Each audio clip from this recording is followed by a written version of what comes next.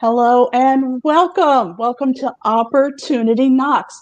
Today we are knocking and knocking and knocking. And if you don't answer, then you have no one to blame but yourself.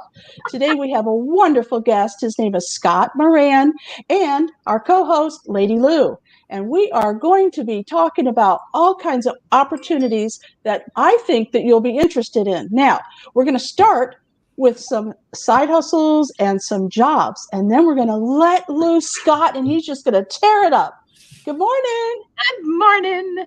Oh, this is going to be such a fun show. Thank you, Scot, for being here. We're so tickled. We're delighted. And thank you, Marian, for all your good work in bringing us to the world every week. We love your technology knowledge. So we'll just go right into your job offerings, and then we'll come back to Scot. He's got some stuff you're not going to believe. Oh, you can tell Lady Lou's excited, can't you? I'd like to talk a little bit before we get right into the jobs. I'd like to talk about how we are starting to open up. We're starting to open up the world. So little by little, step by step, we take a couple steps. We might take a step back or two, but can you feel it? It's in the air. I'm noticing it not only in my own household, but when I go to work, people are starting to, ask, can I take my mask off in front of you? They're starting to maybe move a little closer, maybe wanting to hug. I'm finding that people are starting to become just a little bit more relaxed. Have you noticed? I have. How about you, Scot? Absolutely. First time I met Scot was last week in person. And I mean, it was a bear hug that he gave me. Oh, and we have some audience members already wanting to wave hi. This one is from Hyatt. Good morning, Hyatt. Good morning, Hyatt. You're watching us from LinkedIn, I see. Well, I'm so glad that you're able to see us live because we do love LinkedIn. There's a lot of good stuff happening over there. When I first got online, LinkedIn wasn't even around. But when they popped in, I thought, okay, I'll try this new thing out. And I put my information out there, and I have connected with hundreds and hundreds and hundreds, maybe thousands of people. And I just forgot about it. Every once in a while, someone would say something or ask for a connection, but I never really got into it until lately. Now I'm starting to see the magic. So I'm glad I took the time. Yeah. Scot, I bet you're on LinkedIn as well. Scot, are you there? Uh-oh, I don't think Scot can hear us. Yes, I can hear you now. Can you hear me? Oh, yeah. Yes, there we go. I'm sorry. Are you on LinkedIn? I am on LinkedIn, yes. All right. Well, you need to connect with Hyatt Ives then. Hyatt is a fantastic man. He knows the English language backward and forward. All right. So good morning to everybody. Good afternoon if this is the time that you're watching us, because we are live. We're live on LinkedIn, Facebook, YouTube. We are on all the podcast apps. But you can also go back. We have hundreds of shows for you. You can go back and watch some of your favorite shows that we've done in the past. The best place, I think, to do that is on YouTube. How about you, Lady Lou? When you go back and watch videos, where do you go? I go to YouTube. It is so much fun. And if you are a podcaster, that's great too, because you can take us with you. But come back over to YouTube and watch us. We're silly. We have fun. And I know people need fun right now. Yes. All right. So no further ados. We are going to dive right into what you can do. Now, sometimes if you need a job, you need a job. Now, I'm not trying to talk you out of it, but it is a hassle to try to go through the interview process and try to prove to them that you're worthy of their $1 an hour.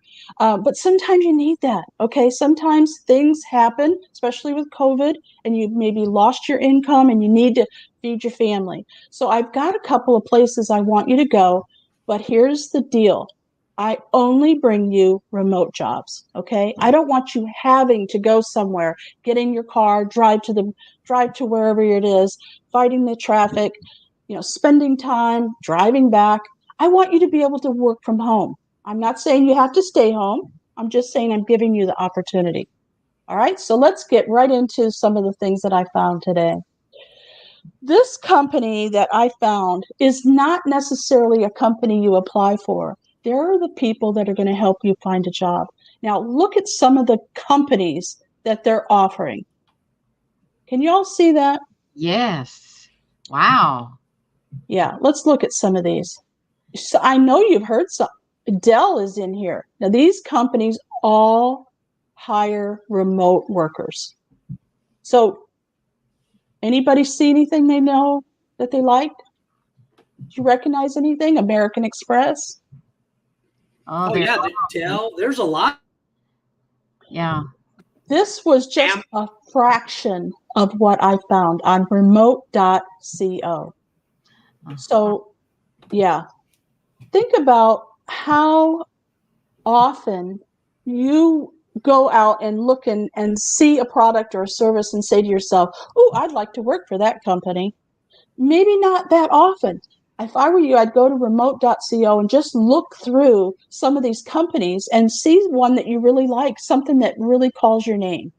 Because if you can find a company that you can get behind, you might be able to get some work from them and really enjoy it. Now, I took a job. I do a lot of work for a lot of my customers who come into the store that I help run. Let's put it that way. It's a co-working space, and a lot of my clients hire me to do odd jobs. And one job I took was calling Reliant and Centerpoint to hook up a whole community of new houses, brand new houses, and they all needed electricity. Every single person that I talked to, which was probably about 700, they all worked from home. Did you know that? No. I know. I was fascinated by it. So no matter what it is, I think today you could find a remote position in the jobs that you're looking for.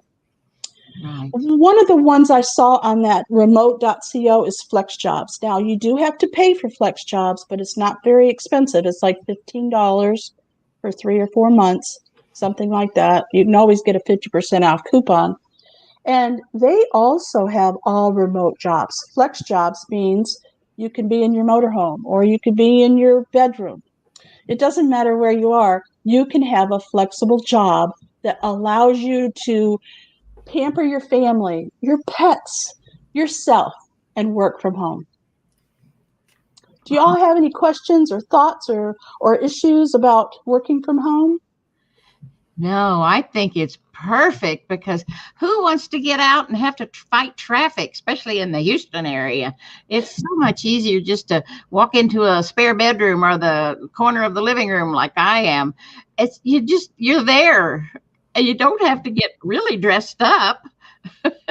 And that dovetails really nicely with what we're going to be talking about today about pivot. Large corporations like what you found, Marian, that pivot their needs of their clientele and even in how they work in the workforce. You were talking about Flex Jobs, you can work anywhere. We're going to talk about pivot and the acronym that I created right at the very beginning of COVID to how to identify situations in your business or in your home or even in your personal life where you might need to make a pivot. And the number one, the P in pivot is proximity.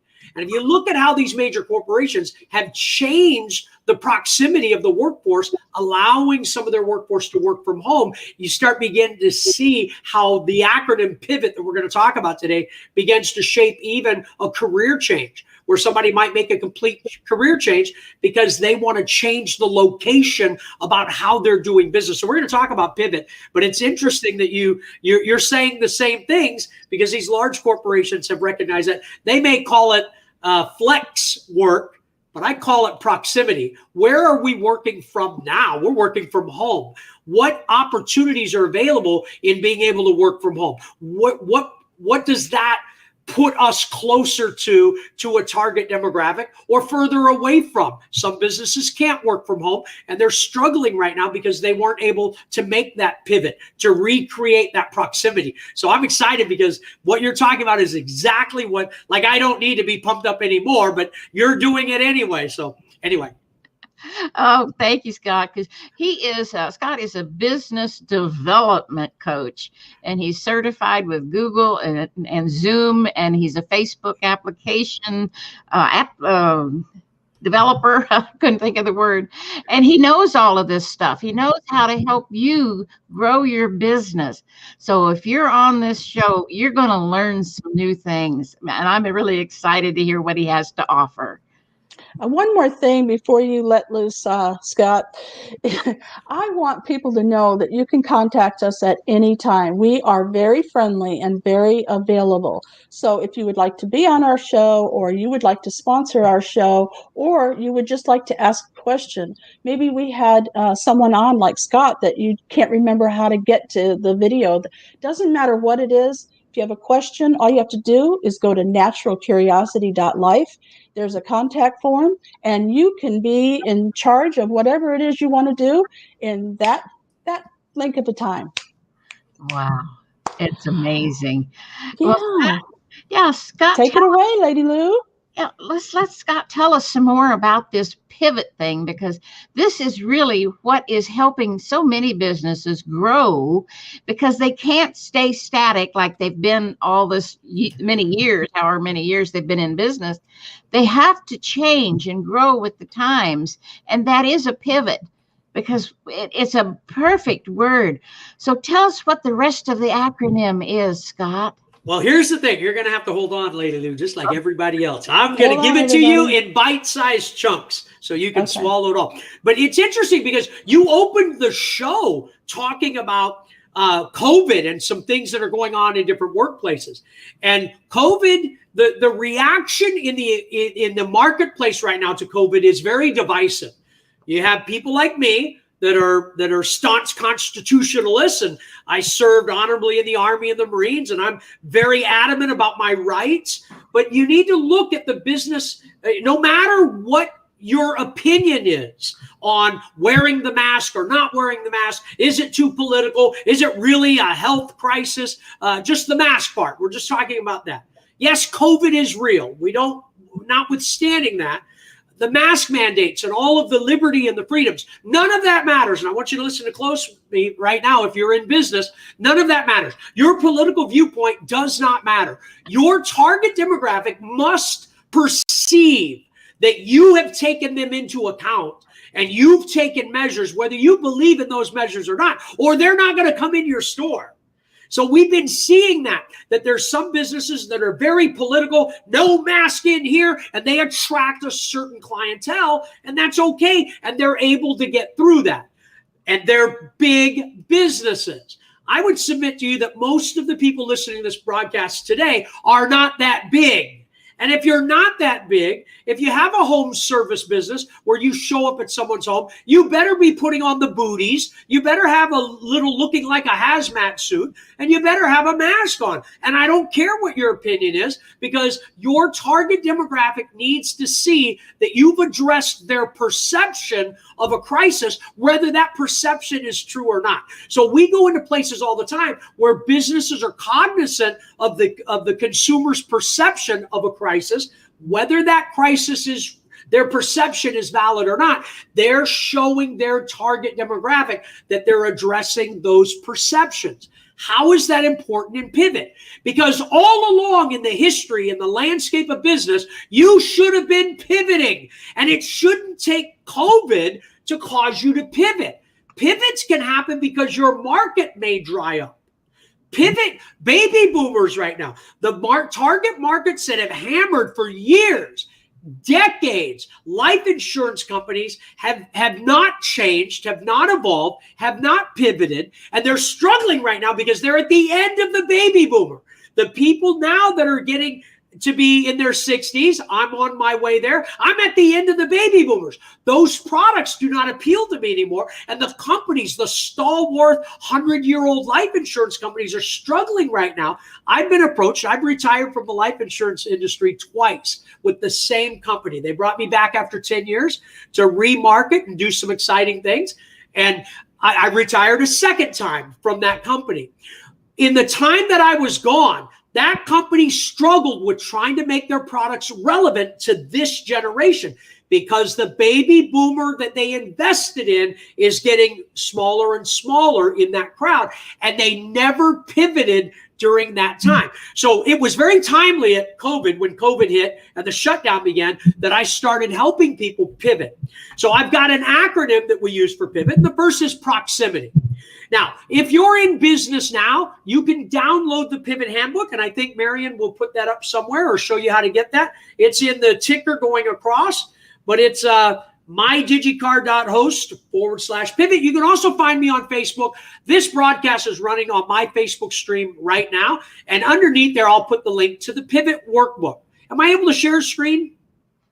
Yes, you are. Okay, so I'm going to share my screen, and let's see here. Let's see, where's it? What's it going to share?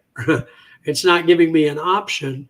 Okay, there we go. So I want to share my entire screen is not. Okay, so I guess okay, let's just try it. Okay. Share. You never know until you try.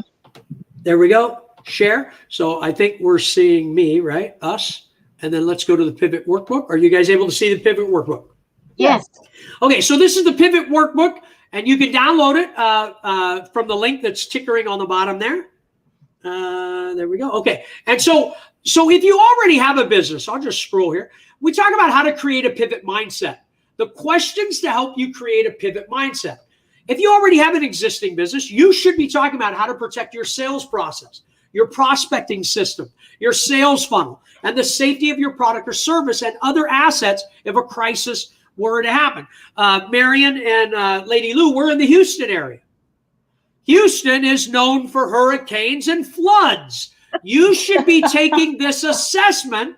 You don't have to wait for a pandemic. A crisis could be a tornado that hits your town, or a flood, the river floods. There's places I've lived in my life where the river would rise. So these are questions that you can start asking yourself in your existing business. And if you don't have an existing business and you want to, your existing business was too adversely affected by COVID, here's how you can start asking these questions. You can start asking yourself to pivot into a new direction. Where is your target demographic? Here's questions to help you understand proximity. Proximity is the first letter in the acronym PIVOT. Where are they filling their needs for their product today? This is interesting because a lot of beer companies were affected because they weren't able to distribute beer to bars. Bars are a lot of my clients as they use Facebook to promote their events. And so if they're drying up, my stream of income coming from the bar market is drying up, and the restaurant market, because they're no longer able to put large numbers of people in their facility. So these are questions that I help the bar decide how they would pivot. And where's your target demographic today? Well, if you own a bar, your target demographic is staying at home. Where are they filling their needs for your product? They're going to a liquor store instead of going to the bar. Where's your competition meeting the needs of your target demographic? Well, the liquor store's meeting the need, but what else can we do? So when you look at the rest of the pivot, they were able to understand, hey, what if we changed what we did and we made hand sanitizer? With the equipment that we were using to make beer, why can't we use that equipment to make hand sanitizer? Now they're in the hand sanitizing business. I would have never put those two together, but that's okay. Right. Well, because they never took an assessment and asked these questions. How can you reach your target demographic? So they're making hand sanitizer with their beer logo on it. And who do you think they're always going to be in front of? The entire COVID, they're still in front of their target demographic. Now, they may understand that they may lose some of that revenue, which is a tax write-off because of the pandemic. So they can get a loss, but they're staying in front of their target demographic. So you can bet when things just started to open up, a lot of these bars were filled to capacity because their loyal patronage came back to them, loyal because they stayed in front of them. Perfect. So these are just some questions that you can ask on Pivot. I don't want to spend a whole lot of time just other than going through the acronym. Where can you pivot to meet their changing needs today? Where can you deliver more than your competitors today? What is one thing you can do? So I'll kind of go through this exercise here. So the proximity, where? What is one thing you can do to be more seen by your target demographic today? So your takeaway today will be this PIVOT acronym. And again, if you want to download the PIVOT workbook, I'll put a link to the workbook. I'm going to ask for your name and your email address. And so you'll go to a page where I get that, so I know that you downloaded the PIVOT workbook. And I may or may not follow up with you someday just to see how you're doing on your pivot. But you're welcome to join us on our Monday and Wednesday. Monday is Monday Morning Mastery, where we talk about things like pivot. And on Wednesday, we talk about how to network more effectively in the online platforms that I'm an expert in, which is Zoom, Google, and Facebook. So, and those are free. You can join anytime, Monday and Wednesday, Central time in Texas. That's Texas time for the rest of the world, 10 a.m. And so the takeaway today is pivot, proximity. What is the one thing you can do to be in or seen by your target demographic today? So if you miss anything else from today, ask yourself that question. What is one thing? Now there's 8 questions in this workbook. I want you to just, if 8 is too much for you to make that effort to pivot, then just ask yourself this question. What is the one thing you can do to be in more proximity, to be more seen by your target demographic today? If you answer that question, that will help take your marketing efforts and your focus in that direction and probably pivot to where they are a little better than you may be doing right now. Intangible. What makes you different than anybody else? You sell a widget. And a widget is a fancy term for something that we just made up, because it doesn't matter what you sell. You sell a widget. What makes you selling a widget any different than the guy down the street selling his widget? We call these intangible. There you go. But that's intangible. So what is it about you? So don't tell me you've got the best price and the best service, because I'm going to hear that from everybody.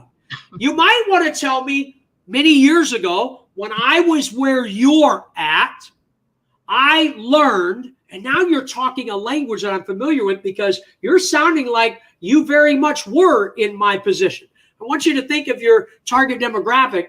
Where do you need to be in proximity to your target demographic? I want you to, this is going to sound funny, but hopefully you'll remember it.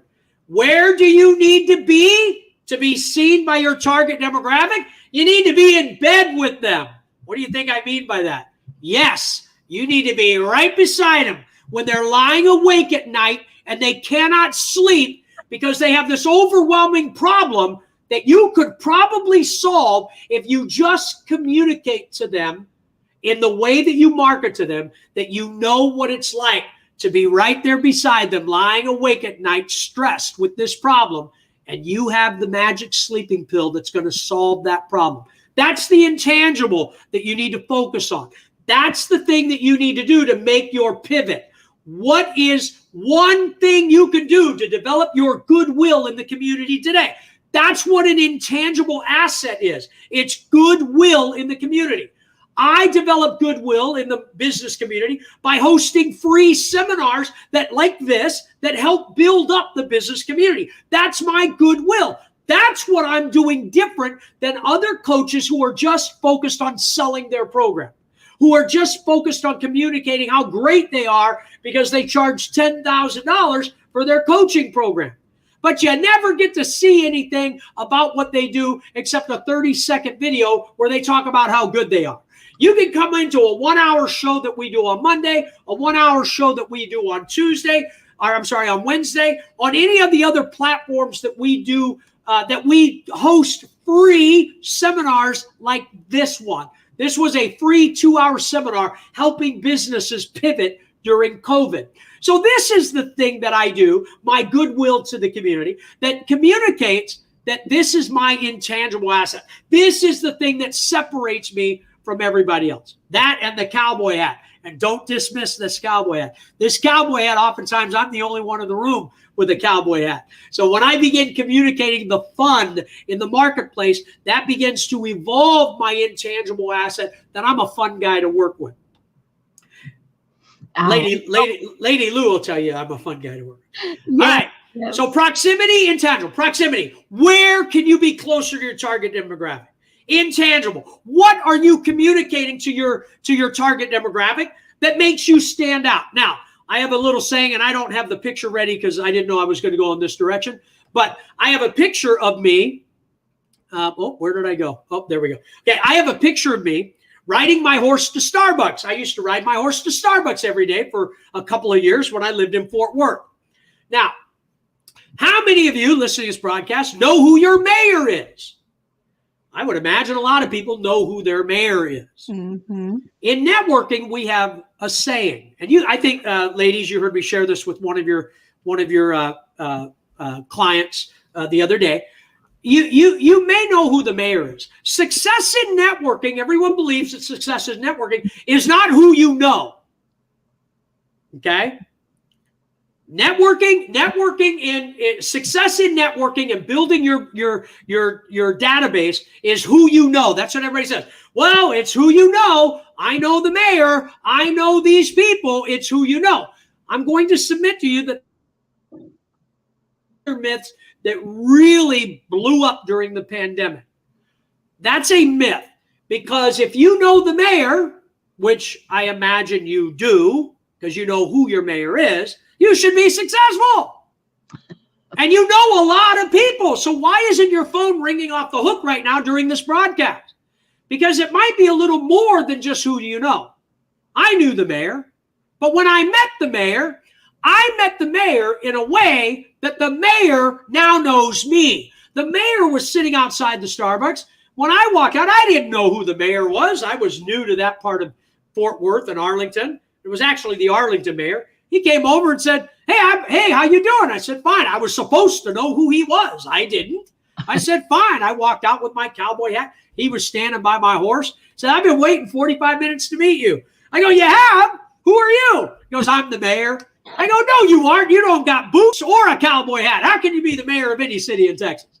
And he never forgot that. I bet. So now, hold on. Now, I know the mayor, but more importantly, what's the flip side of that? And what counts is the mayor now knows me. Do you see that difference? Yeah. So it's not who you know in networking. It's who knows you. And those people that know you, what do they know about you? That needs to be that intangible thing that separates you from everybody else. And for me, it was riding my horse to Starbucks every day for a couple of years. Now, I'm in a community where they don't allow me to have a horse in my garage. Oh. So I wear my cowboy hat everywhere. And I can tell you, I have not, maybe once in the last year have I seen one other person in a cowboy hat in all the Zoom. Sometimes I'm on 20 Zoom meetings a week, and I'm the only guy in a cowboy hat. So my intangible is the cowboy persona that people remember about me, and I even work it into my marketing. Our business helps your business get more business. And the business that our business gets for your business will get your business even more business. And your business can't handle all the business that our business gets for your business when your business does business with our business. Hey, that's a lot of business. And if you want to know how we do that, just talk to the only guy in the room or on the Zoom in a cowboy hat. So I'm referencing my intangible. So I'm putting myself in proximity to where my target demographic is. I'm communicating the intangible asset that makes me fun to work with. And now I'm visible. What can you do to be seen in other places than your competitors by your target demographic today? You notice the word today is at the end of every one of these questions. Today. What is the one thing you can do to develop your intangible or your goodwill today? What is the one thing you can do to be seen by your target demographic today? This goes the same if you're looking for a job. Marian started the program off giving you lots of resources. You can apply this in a job. Where can I position myself to be seen by the people who will hire me? What is my one intangible asset that will separate me in the interview pool from everybody else? What can I do to be more visible to those companies that are hiring people like me. What's the one thing you can do to be seen by your target demographic today? It works whether your target demographic are prospective employers or people you want to sell your product and service to. What are the obstacles? Now, again, there's 4 or 5 questions in each of these, but just take the one. What is one thing you can do to overcome one obstacle today? I got to tell you, it can be overwhelming. I have a good friend of mine. He's actually famous. You can find him on YouTube. If you look up Dallas Yoga on YouTube, you'll see the story of a guy that used to jump out of airplanes when we were in the Army together. And he was so beat up and injured that he could hardly walk. And he was so overweight that nobody would help him to do yoga with him because he couldn't balance himself. Well, this guy, Dallas Yoga, he's famous because he took this guy on and he became a tremendous success story. And he says that when I first started this, I couldn't do anything except one thing. And the one thing he did was so seemingly insignificant. And from the one thing that he did another thing. And then he did another thing. And now he's a success story. He's a skinny dude who looks like he's got some definition to his body because he works out now. And if you see the before and the after picture and what the guy did in 9 months, it would blow you away. Oh, wow. Them because they believed and he believed what they were telling him, that you can't do one thing. You have too many obstacles to overcome. So I'm asking you, obstacle. What's the one? Don't worry. Oh, I don't have a degree. You might not need a degree. Do it a different way. What's one thing you can do to overcome one obstacle that positions you closer to your goal? Now get this. This guy had diabetes. He had every health thing wrong with him. He started doing yoga so that he could live longer. Now he's a yoga coach. In doing the one thing for himself on one direction so that he could live longer, he actually has a business now coaching people. They're paying him to have results that he got. So now he has an entire business because he did one thing. You see what I'm saying here? Overcoming your obstacles can create a new opportunity for you. Yeah, and sometimes, Scott, our obstacles aren't nearly as big as we think they are. The fear makes the lion bigger than he really is. Yes. Fear makes the lion bigger than he really is. False evidence appearing real. That's what fear is. Yeah. I think that most people that I know that get stumped or stopped or stuck, whatever you want to call it, tell me that it's because they have too many choices. So I like how you're asking questions in your pivot book, and that will help bring it out into something you can actually look at. Because in our head, it's just swimming now. We've got so many things to think about with all the different things that are going on in our lives, personally, professionally, our community. There's so many things that it can get all jumbled up in there.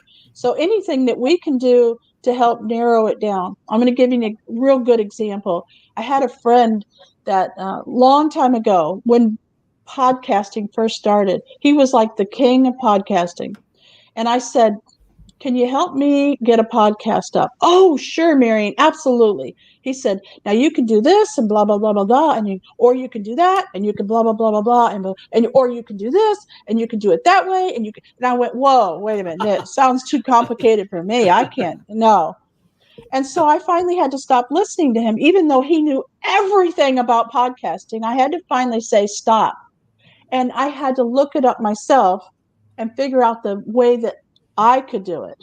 Not 100 different ways, but one way. It's interesting that you say that, because this is the stuff that we talk about on Mondays and on Wednesdays, the 3 things.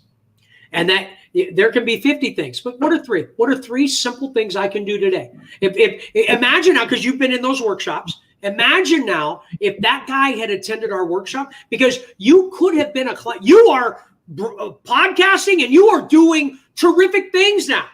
Imagine if he positioned himself as a coach next to you. You may have hired him along the way to do other things. If he could have broke it down in simple steps and said, Marian, here are 3 things you can do today to start broadcasting.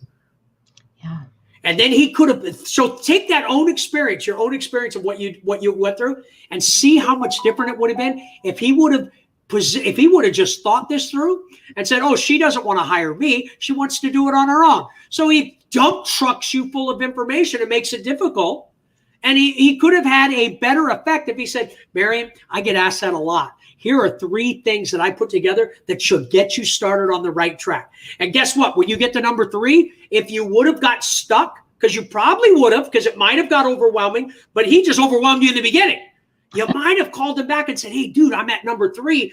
I'm running into this thing. And you would have been positioning him in your life to help you because he was so helpful in the beginning. That's the power in the 1, 3, 5, 7, 10 algorithm that we talk about. If you want to know what the 1, 3, 5, 7, 10 is and what the success algorithm is for your business, join us on Wednesday, tomorrow at 10 a.m. We're going to actually be unpacking more of that business success algorithm. Thank you for sharing that, Marian. So time, what makes you need to create urgency? I remember back in the day, I learned early on when I was in the military, I always had 1 or 2 other side hustles, jobs. I was a night auditor for Walmart and Sam's Club 2 different times for years. I would take all of that money because I had good money coming from being a military serviceman, and I would pocket all of that money. All I did was use that money to buy stock. And so I positioned myself early on as a young man to prepare for my future so I can go to the beach as often as I want to today. But I remember when I was job interviewing, I would always take control of the interview. And I would get any job I wanted by saying this: I appreciate you guys considering me. Thank you for letting me interview this, but I'll need to know by tomorrow afternoon. Okay. Yeah. And then, guess what? I always got the job. Oh. You know why? Because I only went after jobs that I wanted, number one, and I made them create urgency. I took control of that process. I knew my value. I knew that I was an asset and that I was in the military, great work ethic. I sleep 4 hours a day and I have another job already. You can bet I'll be at this job on time and do my duties before I go back and report to the base. So I was a good asset, a hard worker, and a hustler. And so, and when I would talk to the HR person, they said, we've never had anybody do that before. I bet. Know your value. I think the best thing for me as a person, because I am getting older now and I can look back at my life, the best thing I think that I've done is get the training that you're talking about, to know what I want and ask for it and demand it. Not in a bad way, but not just bad like at you all. said, like, if you want me, I'm here. Okay. Don't call me in a week because I won't be around. It's like, let me know how. You need to understand your worth and your value before you do anything, before you pivot, before you get into business. In fact, that's why some people do pivot. Some people pivot because they believe they can do a better job at servicing the clients than the person they work for. And oftentimes they pivot into that business and then it becomes overwhelming. And this is true. This, Marian, is what keeps us in business. Yes. Mm-hmm. People like you and me and Lady Lou, what keeps us in business is that guy is true. He believes, and he is correct, that he can service those clients better than his employer. And he sits around with his brother-in-law one day when they're drinking a beer and they're upset because the boss did something else wrong and scheduled him for work on Saturday.